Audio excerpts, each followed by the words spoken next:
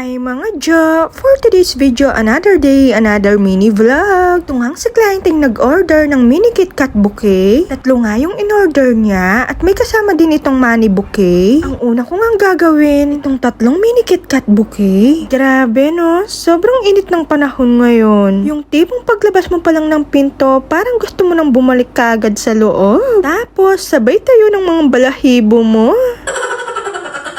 Kaya nagdadalawang isip ako kung gagawin ko na ba lahat yung mga nag-order sa akin ng mga chocolate bouquet. Dahil sa sobrang init ng panahon ngayon, baka malasola dyan. Yung mga nag-order po pala sa akin ng mga cakes and bouquet. Delivery day po is May 12. Tapos, ang meet up natin is 8 a.m. to 11 a.m. Iniisip ko kasi kung aabutin ba tayo ng tanghali. Isipan ko pa kasi Diyos ko, balamuy ako misadsad. Sa sobrang init ba naman ng panahon ngayon, takot na akong lumabas.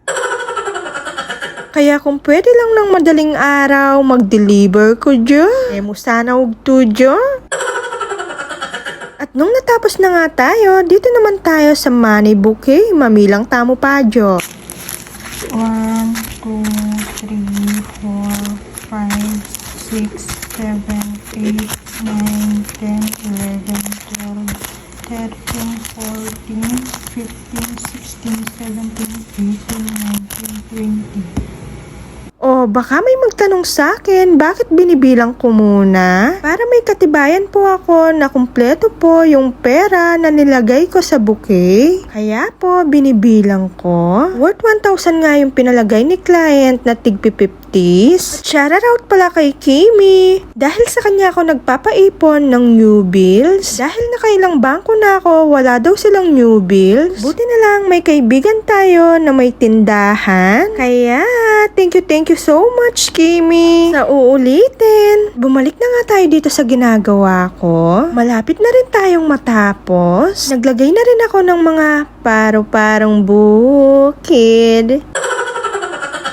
Diyos ko, Jo, Menix na akong may pakanta ulit. Siyempre, bago ang lahat, bago ang huli, montage, pasok.